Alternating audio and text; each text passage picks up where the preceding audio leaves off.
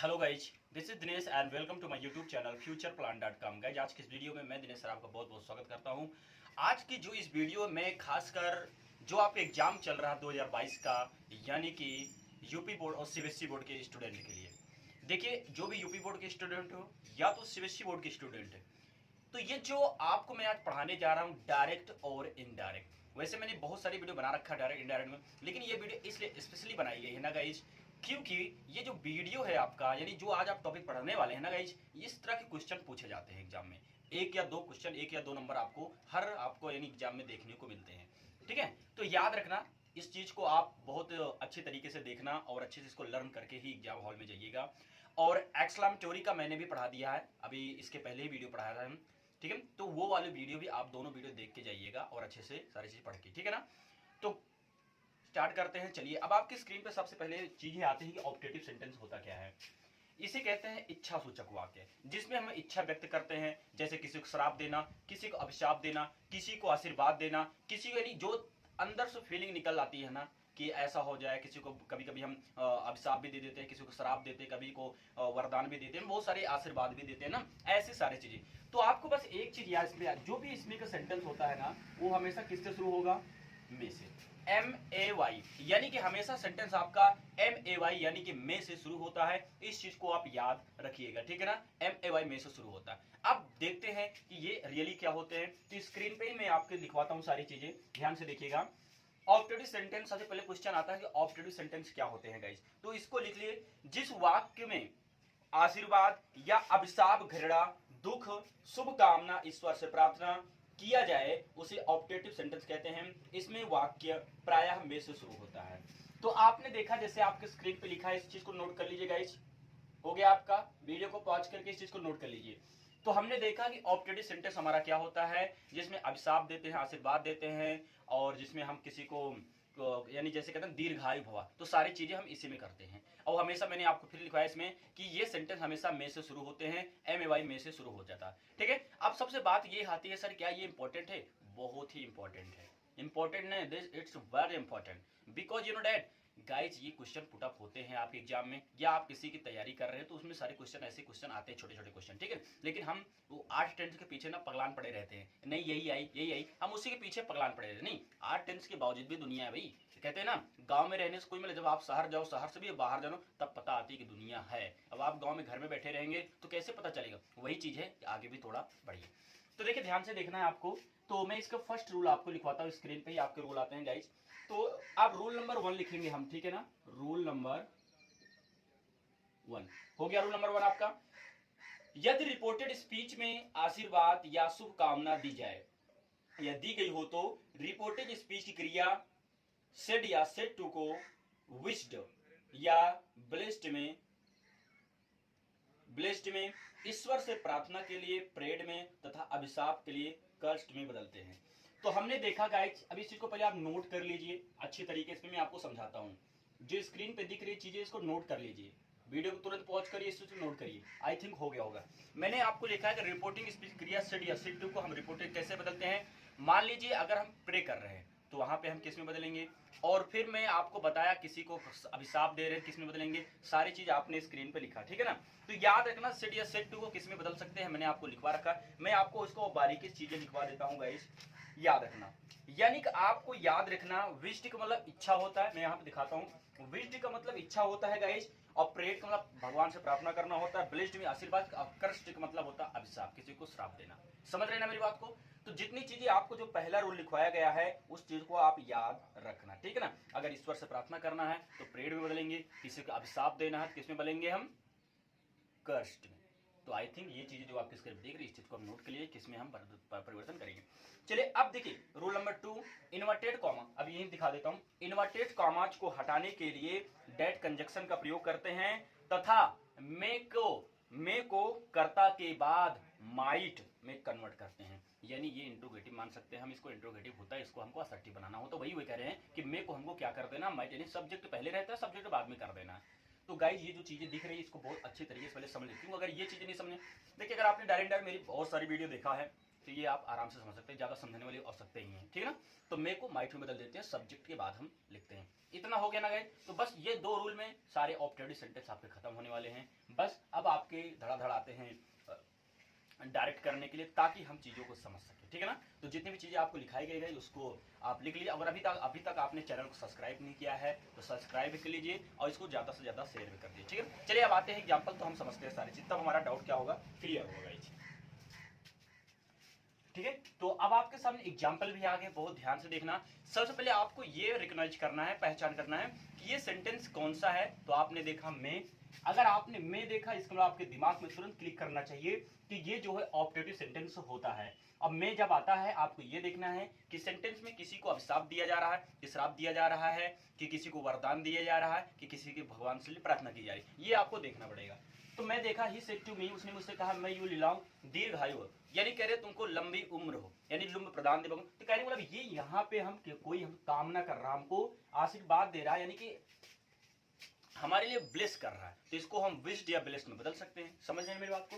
तो आप देखिए बदलेंगे कैसे, ही बनेंगे, सेड टू को किस में बदलेंगे, विश्ड में बदल सकते हैं या तो ब्लेस्ड में, समझ रहे ना मेरी बात को। ऐसे हम चीजों करेंगे, ब्लेस्ड हो, फिर आपका मी लगा दीजिए। इन्वर्टेड कॉमा हटाने के लिए हम क्या लगाते हैं, डेट लगाते हैं, बस। अब यहां देखिए ध्यान से, अब यही आपको देखना है रिपोर्टेड स्पीच आपका क्या है।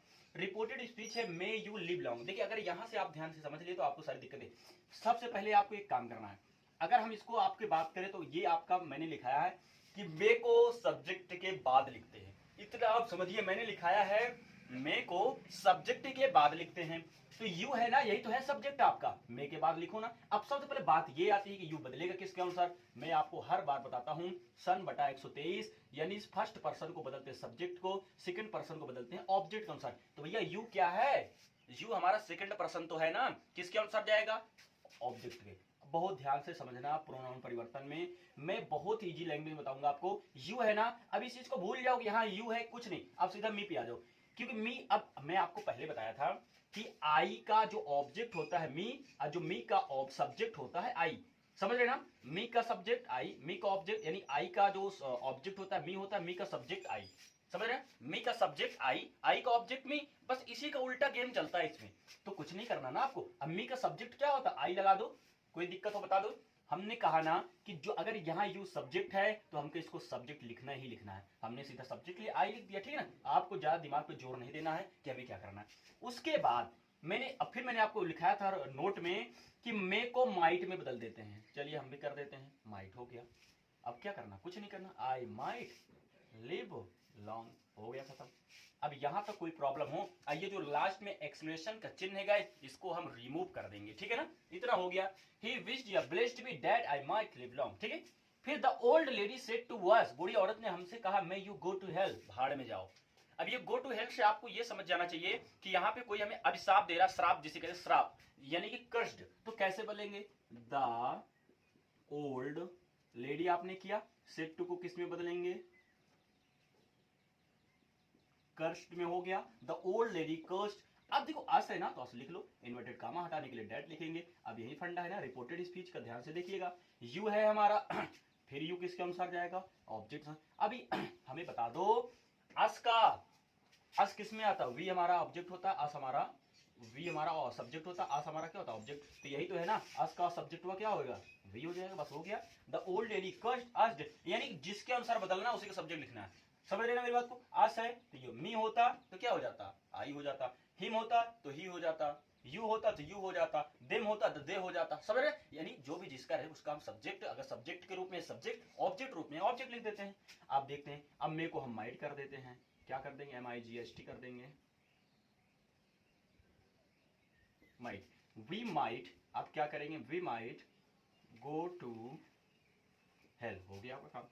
He said to me, may God help you। चलिए अब यहां से आप अच्छे देखें, यहाँ भगवान का नाम आ गया, यानी भगवान से प्रार्थना की जा रही है गाइस। तो कैसे बनाएंगे इसको हम, ही, आप इसको हम प्रेड में बदलेंगे। यही आपको एक बात याद रखना है कि ये बदला किस में जाएगा। नहीं आप सोचो सबको विश्ड विश्ड नहीं, अगर किसी के लिए आप मतलब कि शुभकामना की जा रही है, उसके लिए आप आशीर्वाद दिया है तो विश्ड ब्लेस्ड करेंगे, प्रार्थना की जा रही है तो आप प्रेड में करेंगे। ये चीज याद रखना, और 100% है आपके एग्जाम में छपने वाला है क्वेश्चन, ठीक है। क्योंकि देखिए जहां आपको एक ही क्वेश्चन ऑप्टेटिव से देखने को मिले या तो एक्सक्लामेटरी से मिले, ये आपको एक ना एक मिलेगा, ठीक है ना। तो ही प्रेड, अब आप मी कर दीजिए, इन्वर्टेड कॉमा हटाने के लिए डैड का प्रयोग कर दीजिए। अब आप देखिए ये रिपोर्टेड स्पीच है, मैंने आपको पहले बोला। अब यहाँ सब्जेक्ट क्या बनेगा, गॉड बनेगा सर, कोई बात नहीं, गॉड हो गया। अब देखिए मैं, अब आप सोचो गॉड किसके अनुसार बदले, तो मैंने आपको लिखा है ना थर्ड पर्सन नो चेंज, यानी कि नेम आ जाए, ही से इट आ जाए, कोई चेंजिंग नहीं होती उसमें। तो डैड गॉड हो गया, मे का हम कर सकते हैं नहीं, करना ही पड़ेगा, माइट हेल्प। अब आपको यही समझना है यू को किसके अनुसार बदलना है, ऑब्जेक्ट के अनुसार। तो क्या हम बता सकते हैं कि यहाँ पे क्या होना चाहिए, इस चीज में बताइए कि यहाँ पे क्या चीज आएगी। चलिए मैं आपको थोड़ा समय दे रहा हूँ, आप हमें बताइए सेकंड पर्सन मी के अनुसार तो बदलेगा, लेकिन यहाँ पे क्या आएगा, इस चीज को जल्दी से आप हमें बताइए कि यहाँ पे कौन सी चीजें आनी चाहिए, जल्दी फास्ट बताइए। अब आपको ध्यान से देखना है, यू आएगा किसके अनुसार, मी के अनुसार। यहाँ अब यही सब, अब यू ये दिमाग में, अब आप सोच रहे हो आई लगाओ ना, हाँ चलो मैं मानता हूँ आप आई लगाने के लिए सोच रहे होंगे, लेकिन क्यों सोच रहे हो, अब क्या ये सब्जेक्ट है क्या यहाँ पे, यहाँ तो यू ऑब्जेक्ट काम कर रहा है ना। अगर यू ऑब्जेक्ट काम कर रहा है ना, तो हमको भी इसका ऑब्जेक्ट ही लगाना है। तो अब मी का ऑब्जेक्ट क्या होता है, मी ही तो होता है, बस बात खत्म ना, हो गया भंडारा। मी का ऑब्जेक्ट मी लिख दिया, अगर ये सब्जेक्ट रूप में होता तो आई हो जाता, लेकिन ऑब्जेक्ट रूप में है तो मी है, ठीक है ना। फिर है they said to us may you never peace in your life, ये भी बन जाएगा हमारा, बनेगा गाइस दे। अब क्या है, हाँ तुम अपने जीवन में कभी शांति न, कोई हमें अभिशाप दे रहा, श्राप दे रहा जिसे कहते हैं, तो ये बनेगा आपका सी कस्ड अस डैट। यू किसके अनुसार बदलेंगे गाइज, अस का तो क्या हो जाएगा, वी हो जाएगा। फिर हम यहाँ कर सकते हैं माइट, ठीक है ना, वी माइट। बस जैसा है क्वेश्चन वैसा लिख लीजिए आप, कोई दिक्कत होनी नहीं चाहिए। इन अब योर को किसके अनुसार बदलेंगे बता दीजिए, अस के अनुसार जाएगा तो क्या हो जाएगा, आवर होगा, तो क्या हो जाएगा आवर लाइफ। चलिए इतना आप कर लिए गए, अब बढ़ते हैं आगे और दूसरा रूल आपके एग्जाम पे एक क्वेश्चन में आते हैं, ठीक है, आपके बोर्ड पे आते हैं। तो आपके स्क्रीन पे दो एग्जाम्पल दिख रहे हैं जो कि बहुत ही इंपॉर्टेंट है, छोटे भी दिख रहे हैं बहुत करीब। I said to me happy Deepawali या हैप्पी होली कर सकते हैं, कुछ भी हम यहाँ पे फेस्टिवल हम कर सकते हैं, याद कुछ भी। He said to me good night, ये विदा लेने के लिए होता है, ये आपको अच्छे तरीके से पता है कि ये विदा ले। तो गाइज क्या आप इस तरह के सेंटेंस को बना सकते हैं क्या इसका इनडायरेक्ट, अगर हाँ तो आप कमेंट में करके बताइए कि हाँ इसको हम बना सकते हैं, ठीक है, कमेंट में करके बताइए कि आप इस चीज को कर सकते हैं, बना सकते हैं। आई होप कि आपने अगर कर लिया होगा तो कमेंट में बता दिया होगा। चलिए अब मैं आपको इसको कुछ रूल दिखाते हैं, तब उस अकॉर्डिंग से हम बदलेंगे तो हमारा सही होगा। देखिए आपकी स्क्रीन पे कुछ आते हैं स्पेशल रूल करके, या फिर आप रूल नंबर 3 या 4 जो भी आपका लिखते हैं उसमें, यदि रिपोर्टेड स्पीच में अभिवादन वाले शब्द आए हों तो उसे निम्न प्रकार से बदलते हैं, यानी जैसे गुड नाइट, गुड मॉर्निंग, ऐसे सारे एक अभिवादन के लिए होता है ना, एक जाने के लिए, एक आने के लिए होता है। तो यदि रिपोर्टेड स्पीच में, ध्यान से देखना, यदि रिपोर्टेड स्पीच में यदि अभिवादन मिलने पर किया गया हो तो सेड या सेड टू को विज्ड में बदलते हैं, तथा बिना कोई कंजक्शन का प्रयोग किए बिना सीधे वाक्य से जोड़ देते हैं। यानी कहने का मतलब ये है कि अगर अभिवादन के लिए दोनों आते हैं, गुड नाइट भी अभिवादन के लिए होता है, गुड मॉर्निंग में, लेकिन एक होता है, अब आपको पता है अगर आप कोचिंग स्कूल आते हैं तो गुड मॉर्निंग करते हैं, जाने के लिए आप गुड बाय बोल देते हैं या गुड नाइट बोलते हैं, मतलब जैसा टाइम होता है टाइम के अकॉर्डिंग हम बोला करते हैं, तो दोनों तो अभिवादन ही होते हैं ना। तो कहने का मतलब अगर गुड नाइट या गुड मॉर्निंग ऐसे कोई चीजें अभिवादन के लिए आ रही गाइस, उसमें आपको बिना कोई कंजक्शन लगाए, कोई भी कंजक्शन आपको ऐड ही नहीं करना है, कोई भी कंजक्शन आपको ऐड नहीं करना, बल्कि क्या करना है, बिना कंजक्शन के जोड़ देना है। और अगर गुड मॉर्निंग किया गया है गाइस, यानी कि गुड मॉर्निंग किया गया है, तो वहां पे आप लगाएंगे विश्ड में। लेकिन नंबर बी आपके सामने आते हैं गाइज, यदि अभिवादन विदा लेने के लिए समय लिया गया हो तो सेड या सेड टू को हम BAD यानी बेड में कन्वर्ट कर देते हैं, बदल देते हैं। तो याद रखना, यानी कि विदा लेने के लिए बेड में बदलते हैं, और यानी कि अभिवादन के लिए जब आते हैं तो उसके लिए क्या करते हैं गाइज, हम विज्ड में। तो देखते हैं, आई सेड टू मी, बहुत आसान। अब हमको सेड टू, अब आपको पता है अच्छी तरीके से, ये हम किसी को विश कर रहे हैं ना, गुड मॉर्निंग तो नहीं है, लेकिन हैप्पी दीपावली भी हो सकता है, कुछ भी हो सकता है आपका। तो याद रखना, चीजें कोई भी हो, बस आपको जो आपको लिखा गया इस चीज को ध्यान से पढ़ना, और कुछ भी नहीं आपको सीखना इसमें। चलिए देखते हैं कैसे हम इसको कर सकते हैं गाइज। तो अब आपने देखा यहाँ पे हैप्पी दीपावली है, या तो मैं गुड मॉर्निंग कर दे, कोई दिक्कत नहीं था, तो हम यहाँ पे करेंगे विश्ड मी। अब आप कुछ मत लगाइए, करने के बाद सीधा हैप्पी दीपावली आप जोड़ दीजिए, क्या जोड़ देंगे, हैप्पी दीपावली, बस हो गया। इस तरह से आप क्वेश्चन जो है सही हो जाएंगे, ठीक है। ये कैपिटल हो क्योंकि फेस्टिवल का नाम किसमें कहते हैं, कैपिटल। तो आपने देखा ना, हो गया, I wished me happy Deepavali, बस। अगर गुड मॉर्निंग होता I wished me good morning, इस तरह से। अब आपने देखा गुड नाइट है, तो कैसे बदलेंगे, ही सेड टू किस में जाएगा, बेड में, ही बेड मी गुड नाइट आप लिख लीजिए, गुड नाइट। बस अब यहाँ तक कोई दिक्कत हो तो आपको बताइए। अब यहाँ पे तो कोई दिक्कत होनी नहीं चाहिए आपको, सब मतलब ये लास्ट रूल था ऑब्जेक्टिव सेंटेंस का, याद रखना। अगर गुड मॉर्निंग आता है तब भी हम विश का ही प्रयोग करते हैं, इस चीज को आप याद रखिएगा, ठीक है ना गाइज। तो इस चीज को भी याद रखना। तो गाइज अगर ये वीडियो आपके समझ में आया है, अब मैं आपको रियली बता रहा हूँ, अगर आपने इस वीडियो को देख लिया 10 से 15 मिनट की वीडियो में, तो आई होप कि आपको सारी चीज क्लियर हो जाएगा और एग्जाम में आने की बहुत ही ज्यादा संभावना होती है, एग्जाम में क्वेश्चन पुट किए जाते हैं। ठीक है, वीडियो अच्छा लगा तो शेयर जरूर कर देना। अगर अभी तक आपने सब्सक्राइब नहीं किया है तो चैनल को सब्सक्राइब भी कर दीजिएगा। Thank you, good bye.